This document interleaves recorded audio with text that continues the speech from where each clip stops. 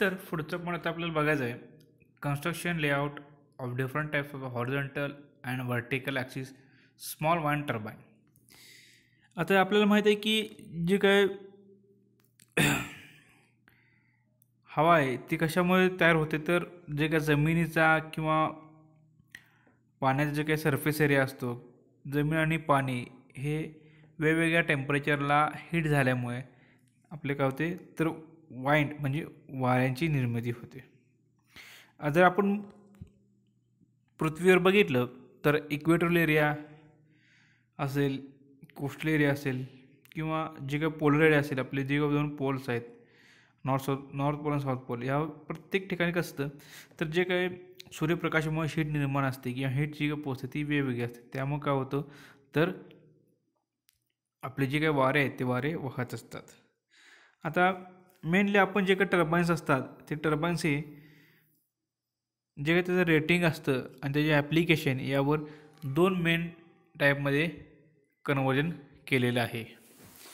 पहिला जो टाईप आहे तो असतो स्मॉल वाइन टर्बाईन. आता स्मॉल वाइन टर्बाईन जो आहे तो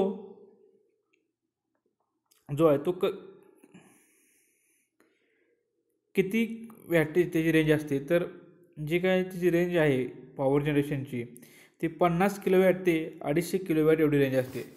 50 किलोवॅट ते 250 किलोवॅट एवढी ह्या रेंजला हा जो स्मॉल वाइन टर्बाईन आहे तो टर्बाईन तयार केला जातो. आता ह्यापासून जी काही एवढी एनर्जी आपण तयार करतो किंवा जी काही एनर्जी आपण मिळवतो ती कुठे यूज करतात, तर जे काही ॲग्रिकल्चर असेल, रेसिडेन्शियल एरिया असेल किंवा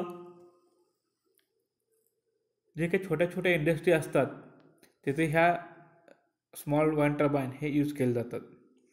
आता सेकंड जो आहे तो आहे लार्ज वाइन टर्बाईन. आता लार्ज वाइन टर्बाईन जो डिझाईन केला जातो तो 600 किलोवॅट ते 2 मेगावॅट एवढ्या रेंजसाठी हा डिझाईन केला जातो आणि तो काय करतो, तो डायरेक्ट इलेक्ट्रिक पॉवर जनरेट करतो. हाय इलेक्ट्रिक पॉवर जनरेट केल्यामुळे डायरेक्ट आपण तो काय करतो, जे काही इलेक्ट्रिकल ग्रिड आहे त्यांना आपण तो कनेक्ट करतो. आता जे काही वाइन टर्बाईन यूज केलं जातं करंटली लार्ज वाइन टर्बाईन, त्यांची जी काही रेंज आहे ती 5 मेगावॅट ते 8 मेगावॅट एवढी एनर्जी ते डेव्हलप करतात. अशा प्रकारचे आपण करंटली जे काही वाइन टर्बाईन्स आहेत ते लार्ज वाइन टर्बाईन यूज करतो. आता जे काही टर्बाईन्स आहेत त्यांचे वेगवेगळे डिझाईन असतात, टोपोलॉजी असतात आणि आर्किटेक्ट असतात. आता खाली काही आपण वेगवेगळे टर्बाईन पाहिले आहेत ते बघूया. Rotor axis turbine. Rotor axis orientation टर्बाईनमध्ये हॉरिझॉन्टल ॲक्सिस असेल किंवा व्हर्टिकल ॲक्सिस आपण बघितलेलं आहे, ते पुन्हा एकदा बघायचं आहे. त्यामध्ये 2 टाईप पडतात. नंतर रोटरची जी काही पोझिशन असते, अपवाइंड असेल किंवा डाऊनवाइंड, या रोटरच्या पोझिशनमध्ये सुद्धा त्यांचे टाईप्स पडतात. रोटरचं स्पीड जे काय आहे, रोटर जे काही रोटर होणार आहे ते फिक्स स्पीडने रोटर होणार आहे किंवा त्याची जी काही स्पीड आहे ते स्पीड चेंज होणार आहे. नंतर हब रिजिड पाहिजे, थ्रेटिंग पाहिजे आणि हाय ब्लेड हिंग जे काही हब आहे त्याला ब्लेड हिंग पाहिजे. त्यानंतर नेक्स्ट आहे रिजिडिटी. जे काही रिजिडिटी आहे ते फ्लेक्झिबल पाहिजे. जे काही आपण नंबर ऑफ ब्लेड्स यूज करणार आहे ते किती नंबर ऑफ ब्लेड्स आपण यूज करणार आहे, 1 असेल, 2 असेल, 3 असेल किंवा त्यापेक्षा जास्त असेल, ते नंबर ऑफ ब्लेड्ससुद्धा या डिझाईनमध्ये कंट्रोल आपण स्टेट करतो. नंतर पॉवर कंट्रोलसाठी काय करतो, पिचऑर किंवा एरोडायनामिक सरफेस काय करतात, तर जे काय वाऱ्याची दिशा आहे त्या दिशेला ते काय होतात, तर ते जे काय पाथ आहे ते पाथे रोटेट करण्याचं काम ते करतात. तर जे काही यॉक कंट्रोल आहे ते काय करतात, ॲक्टिव्ह आणि फ्री अशा प्रकारचे यॉक कंट्रोल तिथं आपण डिझाईनमध्ये घेतो. हे झालं वेगवेगळं डिझाईन पर्पज जे काय स्मॉल वाइन टर्बाईन आहेत. त्यानंतर ह्याचा आपण पहिला बघू horizontal axis small wine turbine. Horizontal axis small wine turbine. आता इथं आपण बघितले की नंबर ऑफ ब्लेड दाखवलेले आहेत इथं, बरोबर. सिंगल ब्लेड आहे, डबल ब्लेड आहे, 3 ब्लेड आहे, multi blade. Number of blade पण आपण यूज करू शकतो. अपवाइंड म्हणजे काय, डाऊनवाइंड इथे दाखवलेलं आहे. म्हणजे जे काय ब्लेडचे फ्रंट एरिया असतो त्याची जी काय वाइंड असते ती म्हणजे अप वाइंड, आणि त्याच्या मागं जे असते वाइंड जे त्याला पास होऊन जाते ती म्हणजे असते डाऊन वाइंड. आता ह्याचं जे काय वर्किंग आहे ते आपण ह्याच्या आधी सुद्धा बघितलेलं आहे, बरोबर. आता हॉरिझॉन्टल ॲक्सिस हे जे काय ते जास्तीत जास्त कॉस्ट इफेक्टिव्ह आहे आणि मॅक्झिमम स्विपिंग एरिया प्रोव्हाइड करणार आहेत आणि रिलायबल आहे. त्यामुळे हे आपण popularly horizontal axis wind turbine हे यूज केलं जातं. आता हॉरिझॉन्टल ॲक्सिस वाइंड टर्बाईन ह्याचं जे काय ओरिएंटेशन आहे ते आपण इथं कन्स्ट्रक्शन दाखवलेलं आहे डायग्राममध्ये.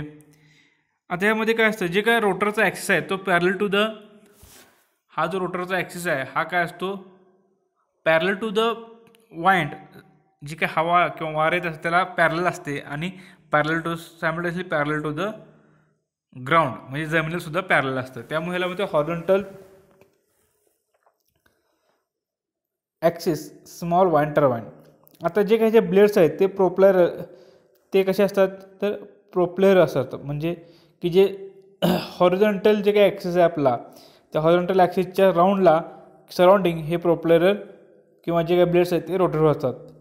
आता जे काय प्रोप्लेअर आहेत ते जे 2 ब्लेड्स असू शकतात, 3 ब्लेड असू शकतात, हे इथे दाखवले आहे. डबल ब्लेड असेल, 3 ब्लेड्स असतील, इथे डायग्राममध्ये दाखवलं. अशा प्रकारचे जे काही ब्लेड्स असतात ते ब्लेड्स काय असतात तर मोस्टली ह्या हॉरिझॉन्टल ॲक्सिस स्मॉल वाइंड टर्बाईनमध्ये यूज केलेले असतात. आता यामध्ये जे काही ब्लेड्स आहेत ते रोटर शाफ्ट जो काय रोटर शाफ्टच्या अराउंडमध्ये कनेक्ट केलेले असतात रोटर शाफ्टवर, आणि इलेक्ट्रिकल जे काही जनरेटर आहे तो सुद्धा काय असतो, जो काय टॉप आहे त्या टॉपवर तो कनेक्ट केलेला असतो. जर जनरेटर आपण बघितला तर जनरेटरसुद्धा इथं काय केलं आहे तर टॉपवर इथं कनेक्ट केलेला आहे. आता एक सिम्पल वेन प्लेस असते रोटरच्या इथं की जे काय टॉवर जे काय प्रोड्यूस करणार आहे टर्ब्युलन्स त्याच्या बिहाइंडला ते पॉइंटेड टर्ब्युलन्स जे काय ते यूज करण्यासाठी इथं एक वेन प्रोड्यूस केलेली आहे. आता ह्याच्या आधीसुद्धा आपण बघितला नेसेल एरिया जो का असतो, नेसेल म्हणजे हा एरिया,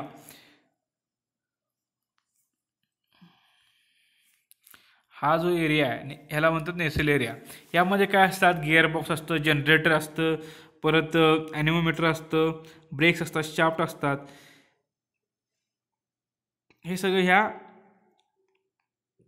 नेसेलमध्ये प्रोव्हाइड केलं असतं जे काय टॉवरच्या वर प्लेस असतं. आता जनरेटर जे काय ते काय असतात तर वाइंड टर्बाईन आणि काय लोकल जे काही ग्रिड असतात किंवा लोड असतात त्यांच्यामध्ये जनरेटर हा प्लेस केला असतो, जेणेकरून तो काय करतो तर मेकॅनिकल एनर्जी किंवा वाइंड एनर्जी काय असते त्या वाइंड एनर्जीचं इलेक्ट्रिकल एनर्जीमध्ये कन्वर्जन करतं आणि वाइंड पॉवर आपल्याला किंवा इलेक्ट्रिकल पॉवर आपल्याला जनरेट करून देतो. आता जे काही जनरेटर्स आहेत ते टिपिकली 1200 RPM ते 1800 RPMमध्ये रोटर होत असतात.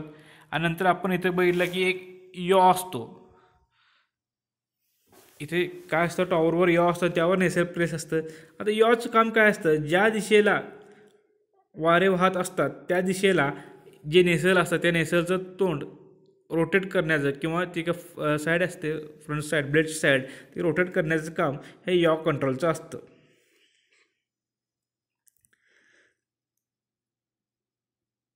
आता जे काय half horizontal axis small wind turbine आहेत, आता त्यांची जी काय हाईट आहे ह्या टॉवरची जी काय हाईट आहे ही काय आपण कशी ठरवतो तर जे काय ब्लेड्स आपण यूज करणार आहे त्या ब्लेडच्या 2 ते 3 टाइम्स 2 ते 3 वेळा एवढी जास्त ह्याची हाईट असते, जेणेकरून काय होतं तर जे काय ब्लेड्स आहेत ते ब्लेडचं बॅलेन्स जे आहे ते बॅलेन्स होईल.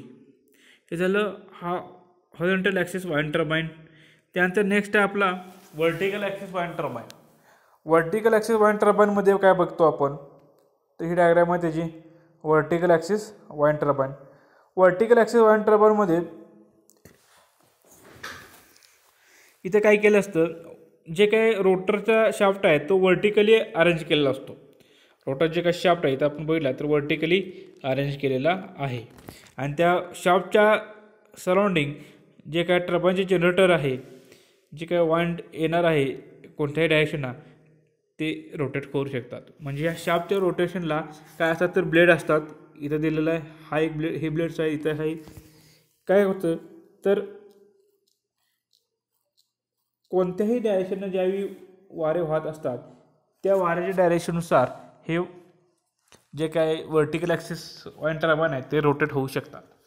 आता यामध्ये मेन कंपाऊंड जे काय असतात म्हणजे काय,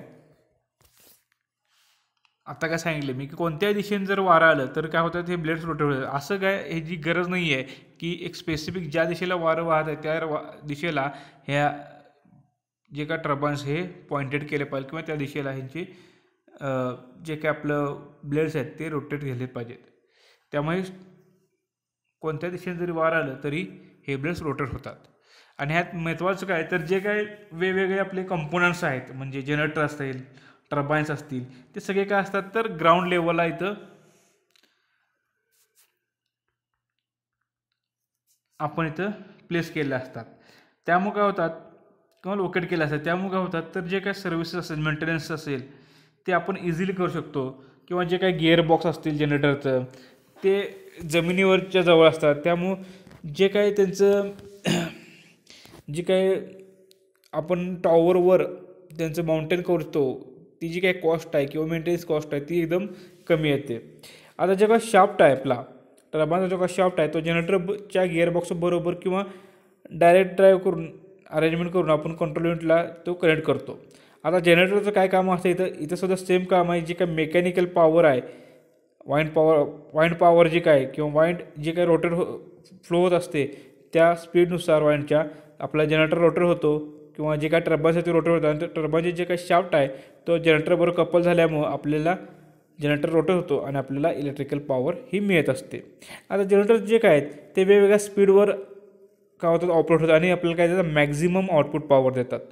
आता वेगवेगळ्या स्पीड रोटेट होऊन जास्तीत जास्त जी काय आउटपुट पॉवर आपल्याला देण्याचं ऑपरेशन आहे ते त्यामुळे काय होतं जे काय नॉईज असतात ते नॉईज कमी करतात. आणि जे काय पिच आणि यॉ कंट्रोल मेकॅनिझम आहे ते यामध्ये आपण यूज करत नाही. आता पिच आणि यॉ कंट्रोल मेकॅनिझम काय करतं तर ते आपण हॉरिझॉन्टल ॲक्सिस स्मॉल वाईन टर्बाईनमध्ये यूज करतो. त्यामध्ये काय करतात ज्या दिशेला वाऱ्याचा वेग असेल किंवा वारे वाहत असतील त्या दिशेला आपण काय करतो नेसल किंवा आपले जे काय ब्लेड्स आहेत ते ब्लेड्स रोटेट करतो आणि ते ब्लेड्स जे काय ते डायरेक्शन त्याला देत असतो.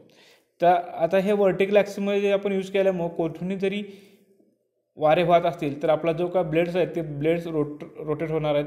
त्यामुळे काय होतं तर आपल्याला इथं स्पेसिफिक यॉची आणि जे काय पिच आहे त्या पिचची गरज नाही आहे. त्यामुळे हे जे मेकॅनिझम लिमिट झाल्यामुळं आपलं जे काही कॉस्ट आहे ती कॉस्ट कमी येणार आहे.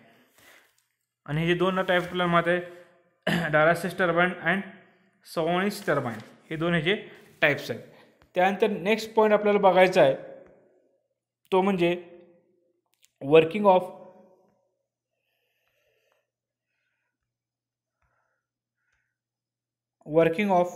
different types of horizontal and vertical axis small wind turbine. Working of different types of horizontal and vertical axis small wind turbine. आता यातला पहिला बघू horizontal axis small wind turbine.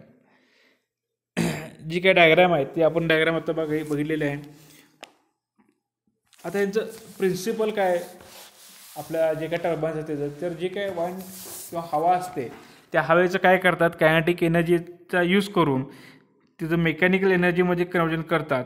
आता इथं आपण काय करतो तर एरोडायनामिक रोटर ब्लेड्स यूज करतो की जे काय करतात इलेक्ट्रोमॅग्नेटिक एनर्जी कन्वर्ट करतात कशाच्यामध्ये तर जनरेटरचा यूज करतात आणि त्या जनरेटरचा यूज करून जी काही इलेक्ट्रिकल पॉवर आहे ती पॉवर ट्रान्समिट करतात आपल्या ग्रीड सिस्टीमला किंवा जे काय लोड आहे त्या लोडला हे आपली जी काय सिस्टीममधील जे काय पॉवर आहे ती ट्रान्समिट करतात. आता स्मॉल वाईन टर्बाईन जे काय ते traditionally horizontal axis wine turbine जे काय आहे तो आपण यूज करतो. आता इथं काय असतात तर जनरेटर जे काय आहे ते स्मॉल वाईन टर्बाईनसाठी 3 फेज AC जनरेटर आपण यूज करतो. जे आपण स्मॉल हॉरिझॉन्टल ॲक्सिस वाईन टर्बाईनसाठी जनरेटर यूज करणार आहे ते काय असतात 3 फेज AC जनरेटर्स हे यूज करतो. जे काय इंडक्शन जनरेटर असू शकतात किंवा आपण परमनंट जनरेटरसुद्धा इथं 3 फेज AC जनरेटर यूज करतो. आता इंडक्शन जनरेटर म्हणजे काय, परमनंट मॅग्नेट जनरेटर म्हणजे काय, तर हे आपण जे काही ह्याच्या आधी जनरेटरचे टाईप्स बघितले त्यामध्ये हे एक्सप्लेन केलेलं आहे. आता जनरेटर ज्यावेळी प्रत्येक वाइंड टर्बाईनला आपण कनेक्ट करतो किंवा यूज करतो तर सिलेक्शन जनरेटरचं महत्त्वाचं आहे. कारण का, तर वाइंड एनर्जी काही सिस्टीम आहे ती त्यामध्ये किती वाइंड एनर्जी निर्माण करणार आहे, हवेचा वेग किती आहे, जो का आपला लोडचा टाईप आहे, प्रायमरी सोर्स काय आहे, टर्बाईनची जी काय स्पीड आहे ते सगळं आपण इथं काय करतो, मेजर करतो. आणि त्याच्यावर अवलंबून आपण जे काय जनरेटर यूज करणार आहे ते जनरेटर इथं यूज करतो. आता इथे जी काही डायग्राममध्ये दाखवलेली आहे ती आहे induction generator small wind power plant. Induction generator small wind power plant. आता इथं काय केलं जातं, तर वाइंड एनर्जीचं इलेक्ट्रिकल एनर्जीमध्ये कन्वर्ट करण्याचं प्रिन्सिपल आपलं बेसिक प्रिन्सिपल आहे ते आपण इथं यूज करणार आहे. त्यावर सगळं आपले जे काही पॉवर प्लांट्स आहेत वाइंड टर्बाईन ते वर्क होतं. आता जर स्मॉल रिन्युएबल एनर्जी जे काही पॉवर प्लांट्स आहेत ते मोस्टली इंडक्शन जनरेटर हे यूज करतात. आता इंडक्शन जनरेटर काय यूज करतात, त्याचे ॲडव्हान्टेज काय ते आपण बघितलेलं आहे. कारण कॉस्ट कमी आहे, रिलायबल आहेत, वाईडली यूज होणारे असे इंडक्शन जनरेटर्स आहेत. आता जे काय इंडक्शन जनरेटर्स आहेत ते काय स्टँडअलोन किंवा युटिलिटी ग्रिड कनेक्टेड ऑपरेशनमध्ये हे यूज केले जातात. आता इथे काय करतो आपण, तर स्टॅटिक कॅपॅसिटर हे यूज करतो की जेणेकरून जे काय रिॲक्टिव्ह पॉवर असेल ती कन्झम्पशन होते आणि हार्मोनिक जे काय प्रोड्यूस होणार आहे ते हार्मोनिक प्रोड्युशन काय होतात, रिड्यूस होतात. त्यामुळे आपण काय करतो, तर इंडक्शन जनरेटर हे इथे यूज करतो.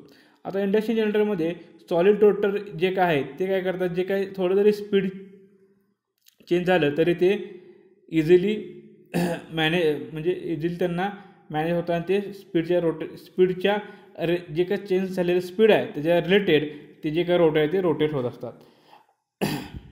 आता जो काय इंडक्शन जनरेटर आहे तो आपण फिक्स्ड स्पीड ओरिएंटेशन ऑपरेशनसाठी यूज करतो आणि स्मॉल प्लांट जिथं असतील तिथं हे असे इंडक्शन जनरेटर आपण यूज करू शकतो.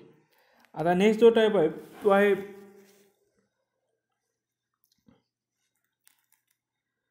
जर हाय पॉवर ॲप्लिकेशन जर ॲप्लिकेशन असेल तर हाय पॉवर ॲप्लिकेशनसाठी आपण डब्ल्यू फीड इंडक्शन जनरेटर हा यूज करतो की जे काय करतात, जे पॉवर आहे ती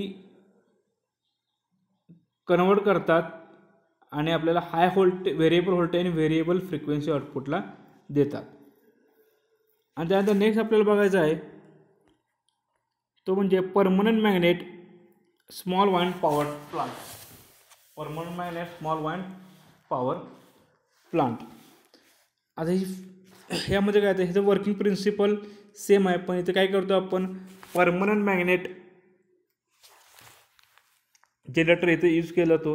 आता परमनंट मॅग्नेट जनरेटर काय असतो ते आपण ह्याच्या आधी एक्सप्लेन केलेला आहे. जे आपलं रोटर एक्सायटेशनसाठी जे काय आपल्याला गरज असते ते आपण परमनंट मॅग्नेट यूज करून किंवा परमनंट जनरेटर ज्या यूज करतो त्यावेळी ती गरज जी काय असते तो सेल्फ एक्साइट करतो आणि जे काय रोटर एक्सायटेशनसाठी जे काय आपल्याला लॉस होतो एनर्जीचा तो 30% लॉस हा रिड्यूस होतो. आता जे काही परमनंट मॅग्नेट जनरेटर आहे ते सिंक्रोनस मशीन म्हणून यूज होतात, जिथं आहे तिथं आपण हे सिस्टीममध्ये यूज करतो. सिंक्रोनस मशीन सिस्टीममध्ये परमनंट मॅग्नेट जे आहे ते आपण यूज करतो. आता त्यांना काय तर हाय इफिशियन्सी असते आणि ते स्मॉल साईज आणि हाय पॉवर डेन्सिटी असते, त्यामुळे आपण हे यूज करतो. आता असे जे पॉवर प्लांट आहेत परमनंट मॅग्नेटचे ते काय तर व्हेरिएबल स्पीड आणि मॅक्झिमम पॉवर आपल्याला आउटपुटला देतात आणि जे काय पॉवर कंट्रोल इथे युनिट यूज करतात. हा जो इथं फुल स्केल पॉवर कंट्रोल युनिट आहे ह्याचं काम काय असतं, तर जे काय ॲक्टिव्ह पॉवर असते आणि रिॲक्टिव्ह पॉवर असते ह्या दोघांचाही जो काय फ्लो होत असतात त्यावर कंट्रोल करण्याचं काम या फुल स्केल पॉवर कन्व्हर्टरचं असतं. आता डायरेक्ट ड्राईव्ह सिस्टीम यामध्ये अवेलेबल आहे. आता जर आपण नेक्स्ट पॉईंट बघितला, कन्व्हेन्शनल जे काय आपलं पारंपरिक वाईन टर्बाईन पॉवर प्लांट आहेत ते काय करतात, जनरेटर आणि गिअरबॉक्स यूज करतात. ते काय करतात, जनरेटर आणि गिअरबॉक्स यूज करतात. त्यामुळं काय होतं, तर जे काही गिअरबॉक्स आहेत, गिअरबॉक्स हे वाईन जे काही टर्बाईन्सचं आउटपुट असतं ते ॲम्प्लिफाय करतात आणि ते नंतर ते जनरेटरला सप्लाय करतात. परंतु ह्या पूर्ण कंडिशनमध्ये परंतु जी काय वेदर कंडिशन असते, म्हणजे हवामानची जे काय परिस्थिती असते किंवा आपण ज्यावेळी मॅन्युफॅक्चरिंग करतो त्यामुळे थोडीफार जरी एरर आली किंवा परत आपल्याला जर डिझाईन चेंज करायचं असेल त्या पॉवर प्लांटचं आणि ट्रान्सपोर्टेशन असेल, इन्स्टॉलेशन असेल, जर ॲक्सेल क्रॅक गेलं किंवा थोडंफार जर खराबी आली, बेअरिंग फेल्युअर आलं, तर जास्तीत जास्त आपलं जे काही गिअर कॉम्पोनंट आहे ते फेल्युअर येतात. हे कन्व्हेन्शनल वाईन टर्बाईनमध्ये झालं. या कारणामुळे काय होतं, जे आपले गिअर बॉक्सचे वेगवेगळे कंपोनंट आहेत ते काय होतात, खराब होण्याची शक्यता असते. आता ते कोणत्या गोष्टीमुळे खराब होतात, वेगवेगळे हवामानच्या परिस्थितीमुळं, जे काय मॅन्युफॅक्चरिंगमध्ये काही एरर राहिले असेल, आपल्याला नंतर डिझाईन चेंज करायचं असेल, ट्रान्सपोर्टेशन असेल, इन्स्टॉलेशनच्या वेळी जे काय ॲक्सेल क्रॅक जातात त्यामुळे बेअरिंग खराब झालं असेल, यामुळे जे काय आपले गिअरबॉक्सचे वेगवेगळे कंपोनंट आहेत ते खराब होण्याचा रेट जास्त असतो. आता डायरेक्ट ड्राईव्ह जनरेटर काय करतात, तर डायरेक्ट ड्राईव्ह जनरेटर हे आत्ता सध्या मोस्टली यूज करतात. त्यामध्ये काय असतं, तर गिअरबॉक्स जे काय त्याची काय गरज नसते. त्यामुळे जे काय आपली जे काही परफॉर्मन्स असतो वाईन टर्बाईनचा, कन्व्हेन्शनल वाईन टर्बाईनचा, तो तिथं जास्त वाढतो. कारण गिअरबॉक्सच काढून टाकल्यामुळे जे काही गिअरबॉक्समध्ये फेल्युअर येणार आहे किंवा गिअरबॉक्स खराब होणार आहे ते खराब होण्याची शक्यता नसते तिथे, कारण तो आपण इलिमिनेटच करतो डायरेक्ट ड्राईव्ह जनरेटरमुळे. आणि त्यामुळे जे काय आपली परफॉर्मन्स असतो वाईन टर्बाईनचा तो वाढतो. त्यानंतर नेक्स्ट जो टाईप आहे तो आहे vertical axis small wind turbine. आता vertical axis small wind turbine हे इफिशियंट आहेत, इकॉनॉमिकल, परफेक्ट आणि आपण रेसिडेन्शियल पर्पजसाठी असे जे काही पॉवर प्लांट्स आहेत ते पॉवर प्लांट्स यूज करू शकतो. आता आपल्याला जे 2 टाईप्स आहेत हे माहीत आहे. पहिला आहे सोवनिस आणि सेकंड आहे डॅरियस वाईन टर्बाईन. आता पुढचा जो टाईप्स आहे तो आपण बघू, सोवनिस वाईन टर्बाईन. इथे जी डायग्राम दाखवलेली आहे, इथं काय केलं जातं, तर एक सिम्पल वर्टिकल ॲक्सिस डिव्हाइस असतं. त्यामध्ये काय असतं, एक बेसिकली ड्रम जे असतात ते आपण 2 भागात कट केलं असताना वर्टिकल हाऊस जे आपण बघितलं या प्रकारे इथं कनेक्शन हे केलं जातं. एकमेकाला अशा प्रकारे अटॅच केलं जातात की वर्टिकल शाफ्ट ह्या दोन्हीला इथं कनेक्ट केला जातो. आता ज्यावेळी कॉन्व्हेक्स आणि कॉन्केव्ह जे काय पार्ट आहेत ते ह्या वर्टिकल शाफ्टला अशा प्रकारे कनेक्ट केलं जातं. ज्यावेळी जी काय हवा आहे किंवा जे काय वेगवेगळे फोर्सेस आपल्याला तिथे मिळणार आहेत ते टॉर्क जनरेट करून रोटर आपला रोटेट करतील. आता रोटरचे जे काही ब्लेड्स आहेत ते काय करतात, जनरेटर ड्राईव्ह करतात आणि जे काही इलेक्ट्रिकल एनर्जी आहे ते जनरेटर हे जनरेट करतात. हे झालं सोवनिस रोटर पॉवर प्लांट. यामध्ये ड्रॅग फोर्सेस जर असेल तर त्याच्या अपोजिट लिफ्ट फोर्सेस असतात. Drag forces lower side, drag forces higher side, हे दोन्हीसुद्धा इथं दाखवलेलं आहे. त्यानंतर जो नेक्स्ट टाईप आहे तो आहे डॅरियस रोटर. डॅरियस रोटर काय असतो, तर एक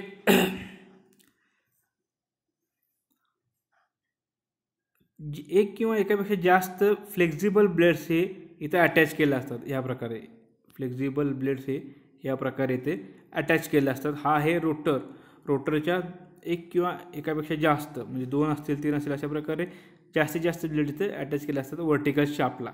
आणि यांचा जो शेप असतो तो असतो पॅराबोलिक शेपमध्ये हे अटॅच केले असतात.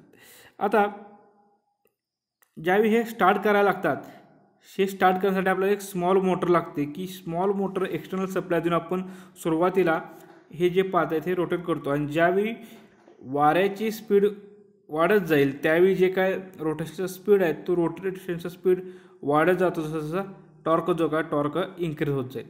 आता जे काय इथे इन्क्रीज झालं बरोबर, हा आपला जो काय पाहता ते रोटेट व्हायला लागलं, जे काय शाफ्ट आहे तो सुद्धा रोटेट व्हायला लागला. आणि जे काय आपलं इथं टर्बाईन्स आणि जनरेटर आहेत त्यामुळे काय होतं, जे काय वाइंड एनर्जी आहे त्याचं आपल्याला इलेक्ट्रिकल आउटपुट मिळत असतं. आता समजा ज्यावेळी वादळ आलं किंवा जास्तीत जास्त जोराने वारे वारे काय होतं हाय स्पीडनं वाहत आहेत, त्यावेळी काय असतं तर आपल्याला हे जे ब्लेड्स आहेत हे स्टॉप करणे गरजेचं आहे. तर अशा जे काय डायरेक्सेस रोटर असतात ते काय करतात तर त्याच्यात इनबिल्टच अशा प्रकारे जे काय वादळाची जी काही परिस्थिती असते त्या परिस्थितीपासून हे जे आपले टर्बाईन्स आहेत त्याचं प्रोटेक्शन करण्यासाठी इनबिल्ट असे रोटर स्टॉप करण्यासाठी त्यामध्ये प्रोसेसही किंवा जे काही कंपोनंट ते कंपोनंट इथं असतात. आता जे काही कन्स्ट्रक्शन कॉस्ट आहे जी कमी आहे आणि हाय स्पीड आणि इफिशियन्सी जी जास्त आहे प्रोव्हाइड करतात, त्यामुळे जे काही इलेक्ट्रिकल पॉवर जनरेशन असतात त्यामध्ये हे आपण यूज करू शकतो. हे झालं Darrieus rotor vertical axis wind टर्बाईनचे 2 टाईप्स आपण बघितले, ते वर्किंग बघितलं. त्यानंतर जो काय आपला लास्ट पॉईंट आहे तो आपण बघायचा आहे, लोकेशन अँड इन्स्टॉलेशन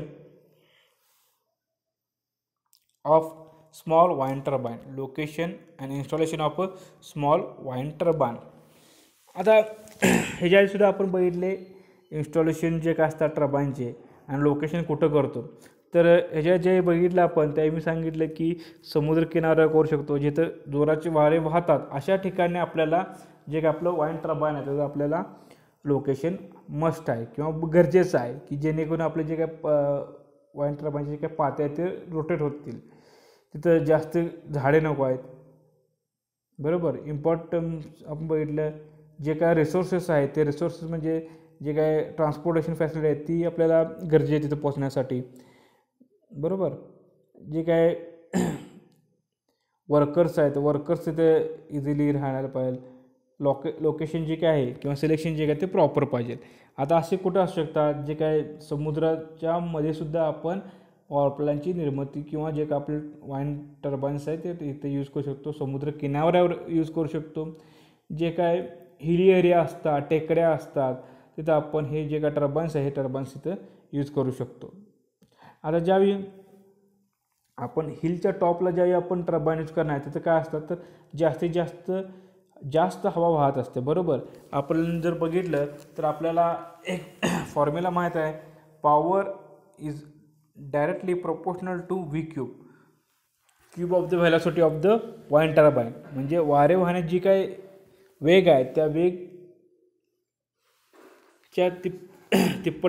तिप्पट असेल त्याला हे वारे वाहण्याची जी काही दिशा आहे तिचं जे काही क्यूब आहे त्याला हे आपली जी काही पॉवर आपण जनरेट करणार आहे ती काय असते डायरेक्टली प्रोपोर्शनल असते.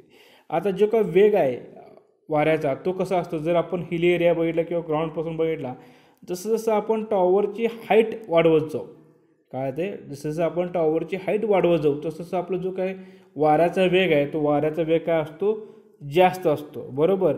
आणि जसं जसं हाईट वाढत जाईल तसं वाऱ्याचा वेग जास्त असल्यामुळे इनडायरेक्टली काय होतं तर हाईट वाढली तर आपलं काय होतं जे काय पॉवर जी काय ती पॉवर वाढत असते बरोबर.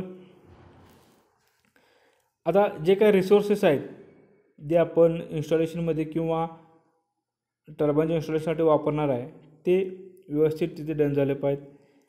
जी काय अशा ठिकाणी आपण तिथं आपले स्मॉल वाइंड टर्बाईन यूज करू शकतो की इथं आपल्या साईडवर जे काय वाऱ्याचा वेग आहे किंवा वाऱ्याचा जे काय स्पीड आहे हा 3.5 ते 3.5 मीटर पर सेकंद ते 4.5 मीटर पर सेकंद ह्याच्यापेक्षा जास्त वेग पाहिजे. तरच तिथं काय होतं, आपण आपला जो wine turbine small wind turbine आहे तो यूज करू शकतो. आता जे काय हब्स असतील, ब्लेड्स असतील, असे जे काही हब्स आणि ब्लेड्स आहेत ते अशा प्रकारे डिझाईन केले पाहिजे की जिथे जेवढी हवा जे काय वाहणार आहे हाय स्पीडला, त्या हाय स्पीडला जी हवा वाहणार आहे किंवा जो काय मेकॅनिकल स्ट्रेस त्या ब्लेड्सवर किंवा हबवर येणार आहे तो ते सस्टेन करू शकतील, अशा प्रकारची डिझाईन ह्या हबची आणि ब्लेडची केली पाहिजे. जी काय टॉवरची हाईट असते ती जास्त ठेवली पाहिजे.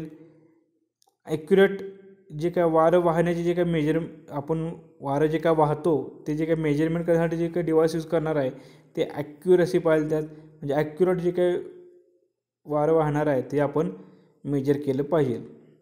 अशा प्रकारचे वेगवेगळे तिथं आपण लोकेशन आणि इन्स्टॉलेशन केले पाहिजेत.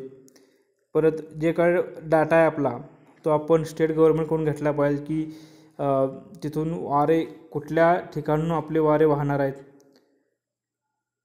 किंवा वाईन रिसोर्सेस जे काही मॅप असतो स्टेट गव्हर्नमेंटकडं तिथून आपण तो घेऊन कन्सल्ट केलं पाहिजे की कुठल्या, आणि त्या मॅपच्या अकॉर्डिंग आपण जे काय आपलं वाईन टर्बाईन्स असतील ते आपण तिथं इन्स्टॉल केले पाहिजेत.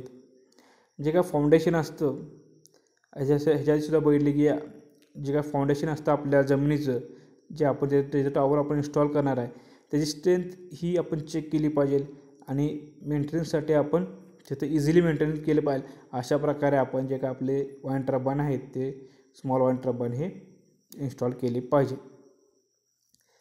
आता एक्झाम्पल बघू आपण. सपोज